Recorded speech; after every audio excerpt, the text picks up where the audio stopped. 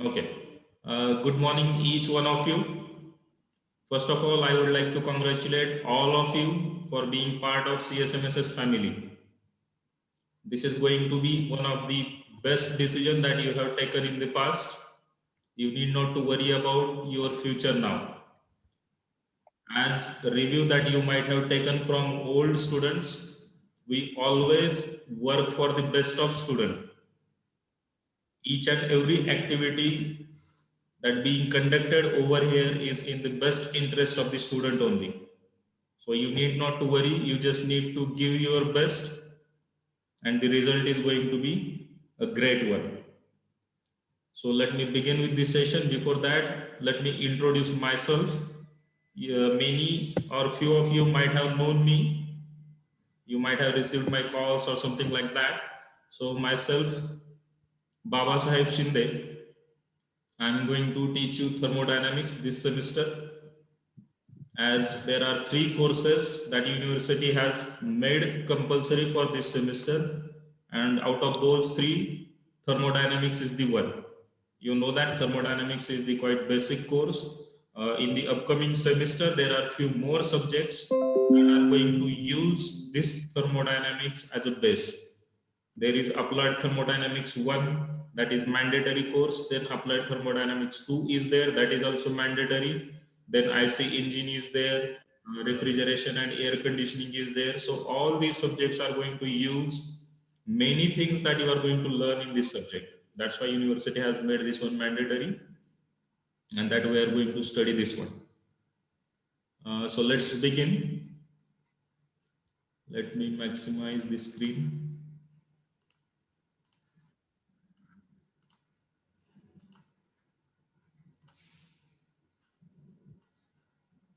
Okay.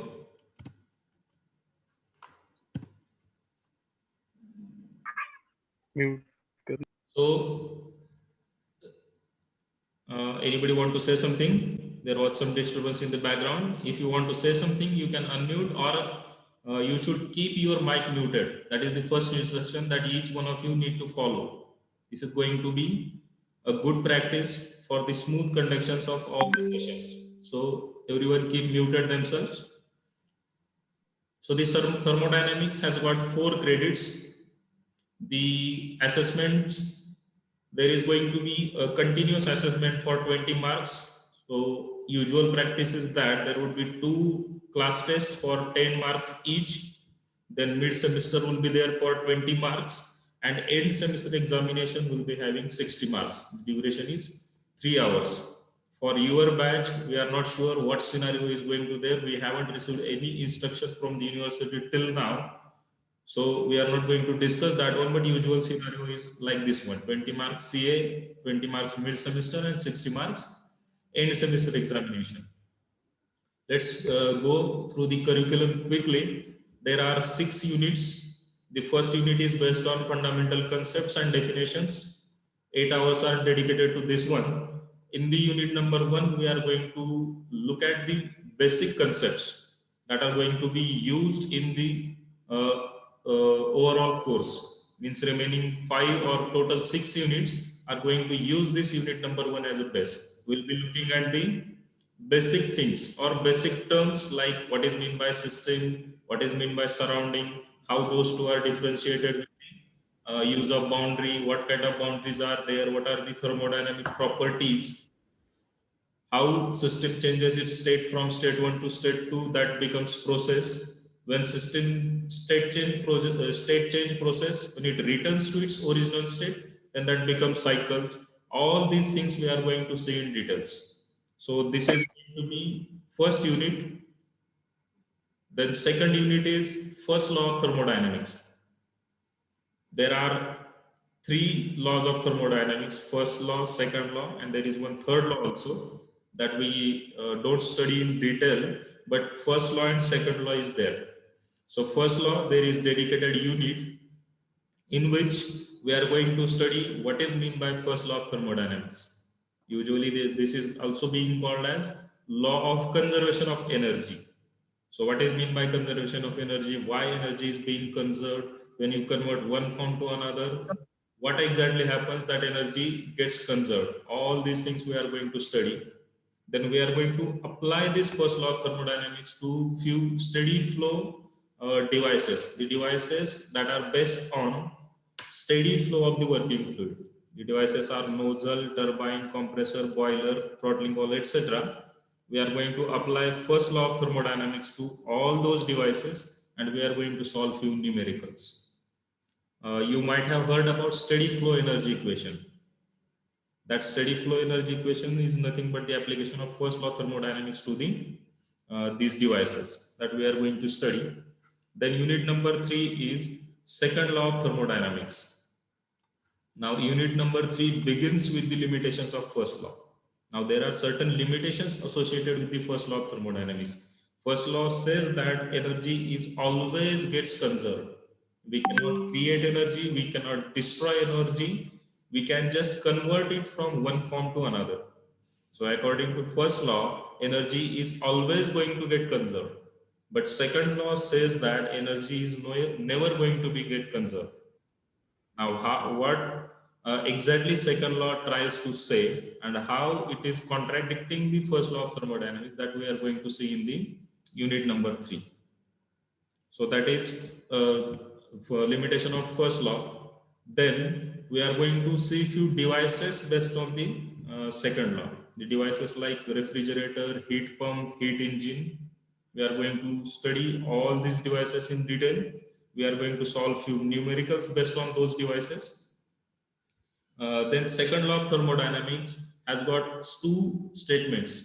Like first law of thermodynamics is called as first law of thermodynamics only. But second law of thermodynamics has got two statements. The first statement is called as Clausius statement, and second statement is called as Kelvin-Planck statement. The Clausius statement is based on a device that transfers heat from one reservoir to another. Transfer of heat is the Clausius statement, and Kelvin-Planck statement deals with the heat engine, that is conversion of heat into useful work. Okay, so first statement, that is Clausius, based on heat transfer, and second statement, conversion of heat into work, that is Kelvin-Planck statement, that we are going to study in detail. Also, we are going to study reversibility and irreversibility. What are the phenomena that makes process irreversible, and how reversibility or irreversibility comes into picture, that we are going to study. Then we'll be talking about Carnot cycle, Carnot theorem, and absolute thermodynamic temperature scale. Carnot cycle, Carnot theorem, you might have studied in the diploma level as well. That we'll be studying again, and we'll be solving few numericals based on those devices. Umar, you need to turn off your video.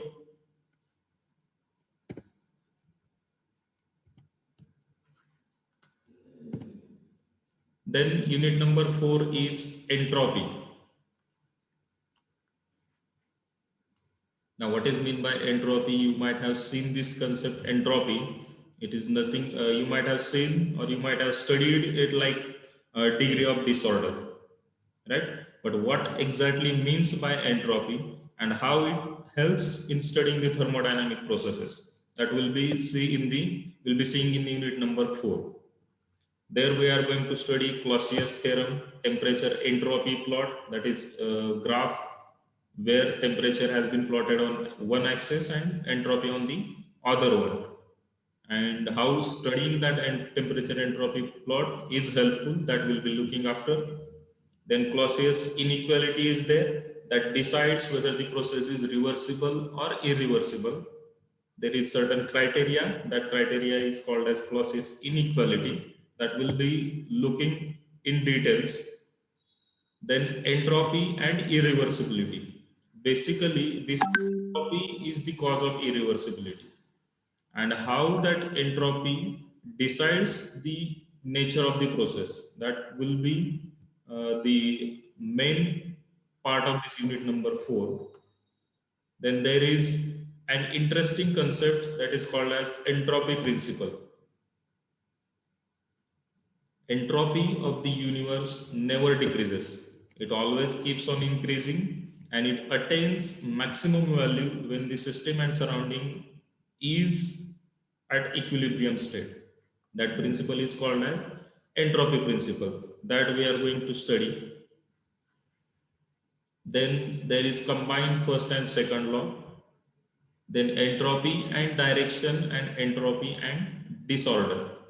This entropy also decides the direction of the process, and how it decides the direction of process, that will be talking about. And last concept is entropy and disorder.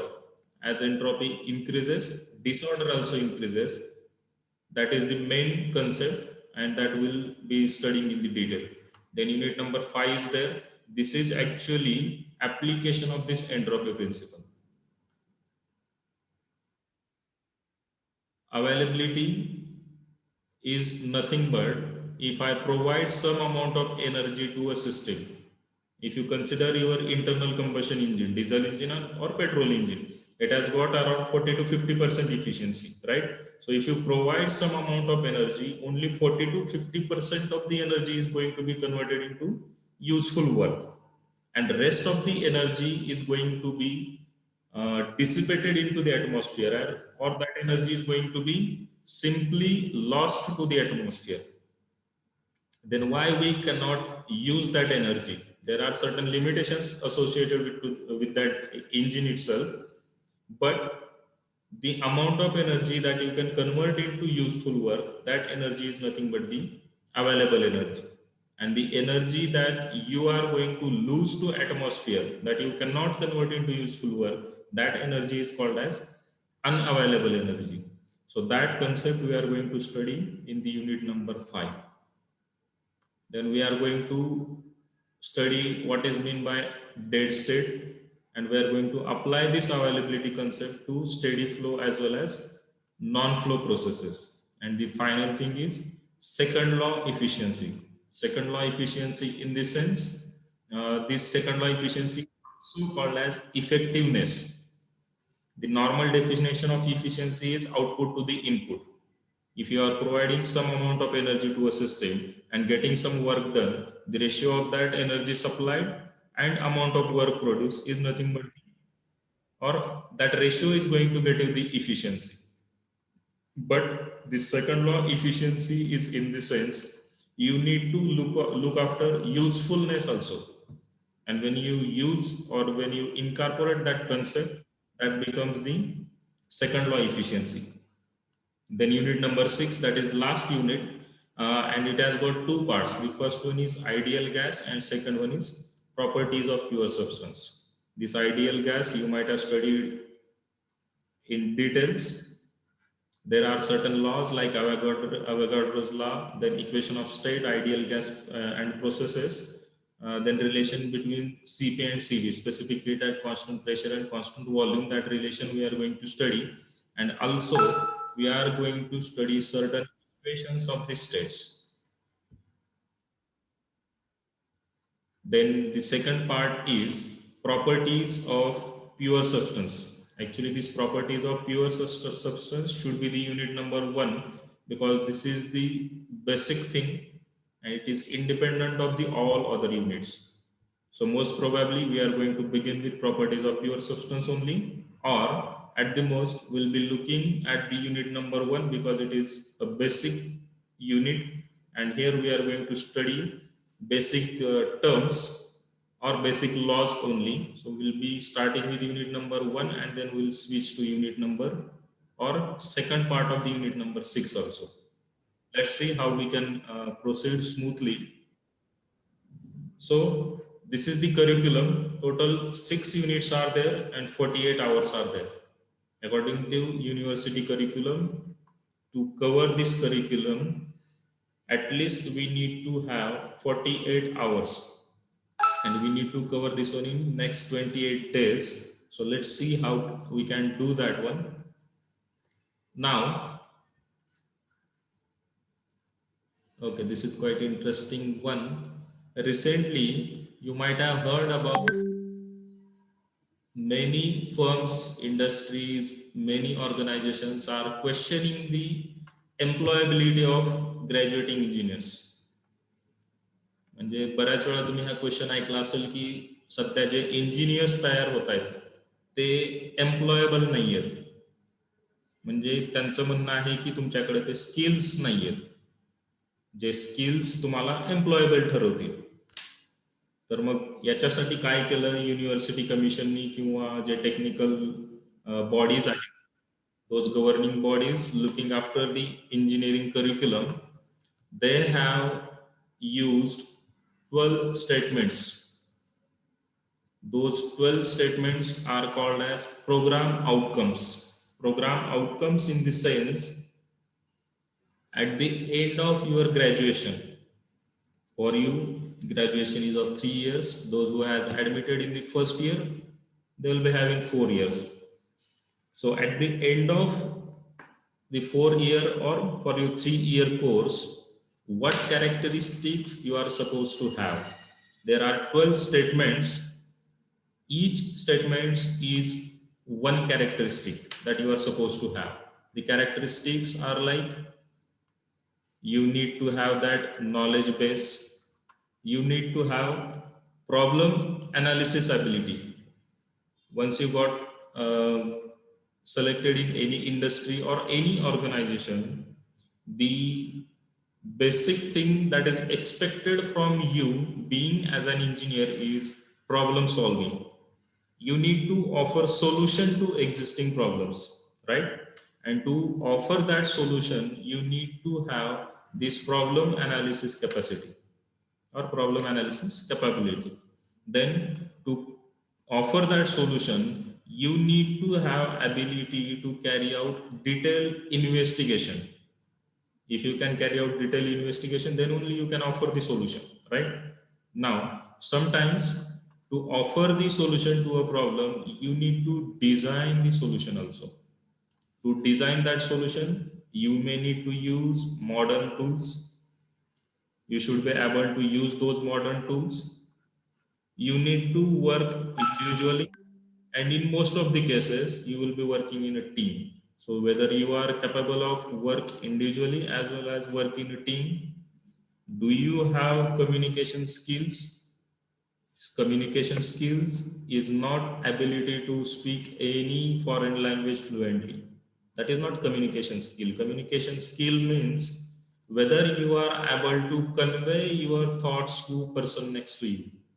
If somebody comes to you with some problem and you need to offer solution to him, then you need to have an ability to understand what that person next to you is saying. Then only you can offer the solution. As well as when you offer some solution to a person next to you, you need to have that ability to convey your thoughts to person next to you. And if you can do that, then we can say you have that communication skills. Then professionalism is there. Being in any industry, being in any organization, you need to have some professionalism also. Okay. Then what is mean by lifelong learning? Lifelong learning in the sense, now the scenario is like technology is changing each and every moment. Technology is continuously changing, and to cope up with that scenario, you need to have ability to update yourself continuously.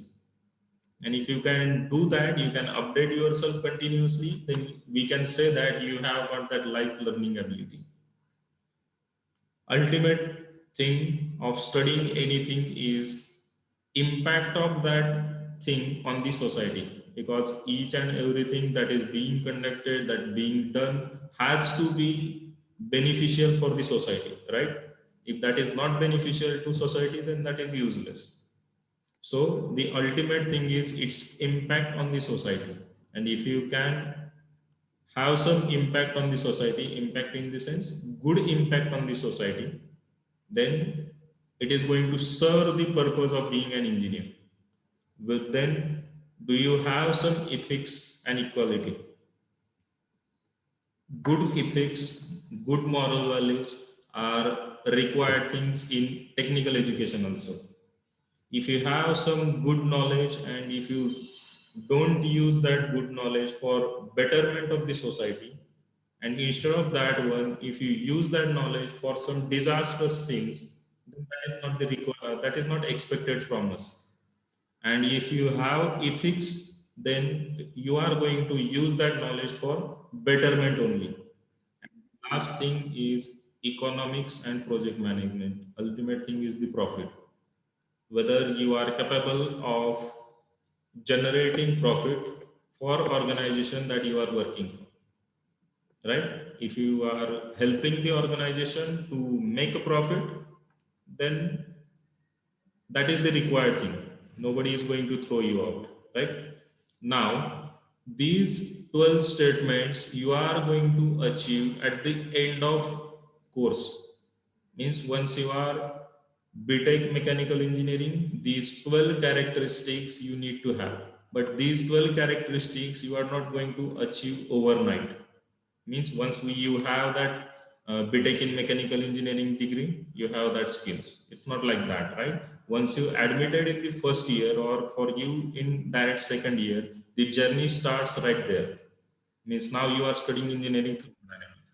Once you are done with engineering thermodynamics, you might have attained 10% of this knowledge base, 10% or 5% of this problem analysis.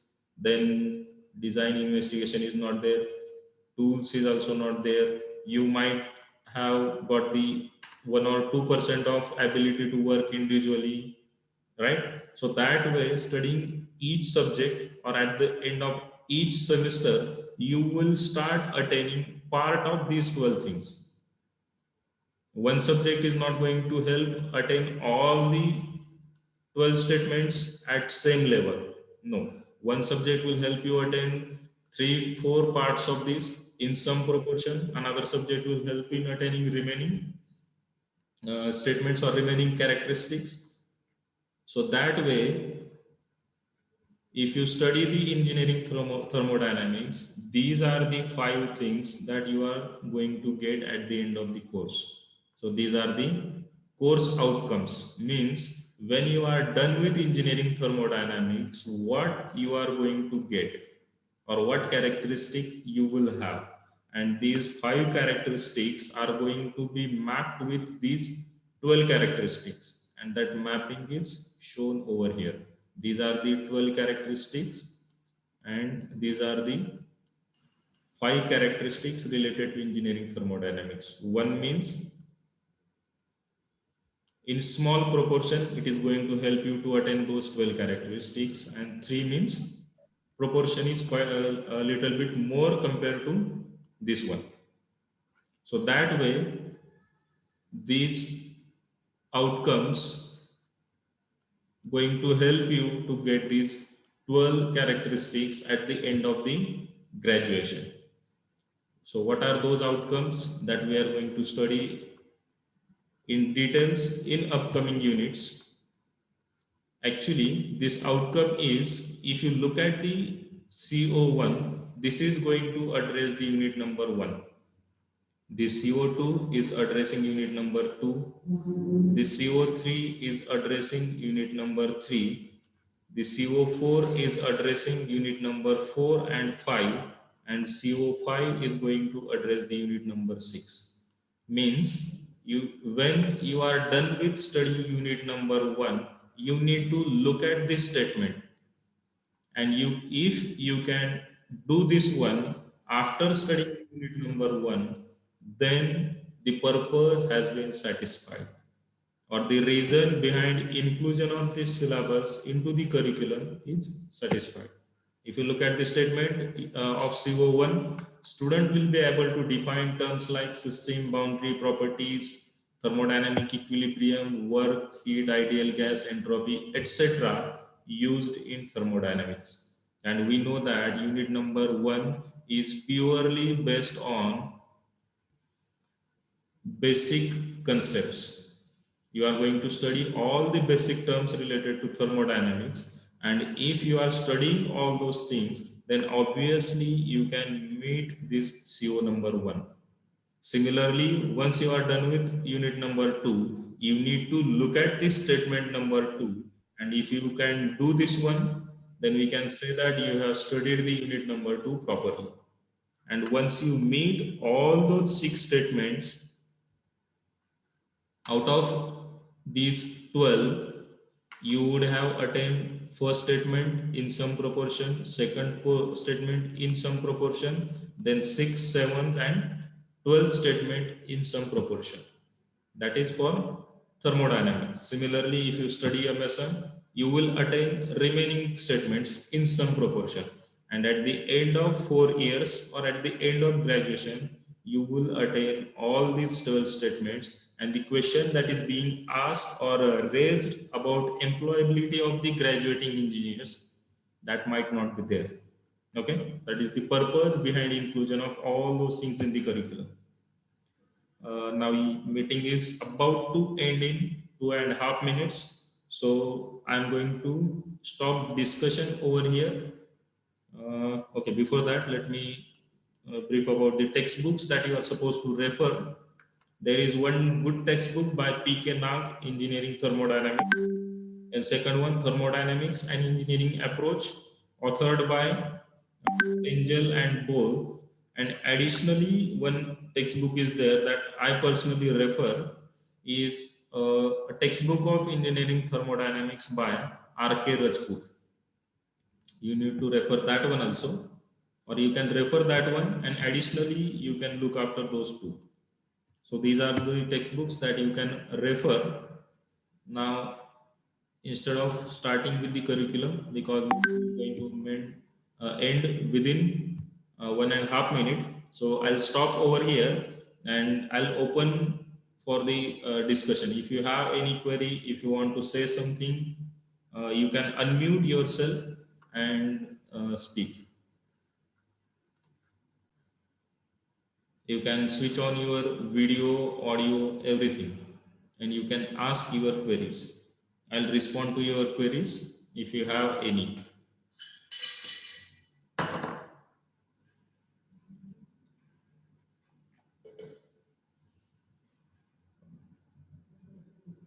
Any doubt, any query?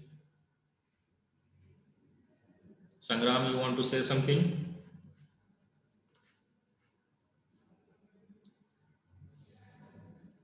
Abhishek,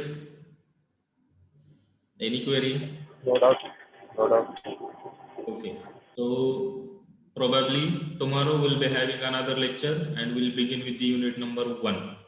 So be prepared for that one. You need to carry one notebook because we are going to quickly finish this syllabus. We have got only 28 days. We need to cover whole syllabus in the 28 days only. So you need to have notebook, calculator and pen always with you.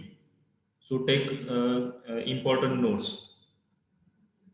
The notes and everything will be provided. The existing students has got one Google Classroom group. There, all the things has been uploaded already. Handwritten notes are there, quizzes are there. I'll share link of that one. You can join that Google Classroom. Let me share the link of that Google Classroom right here.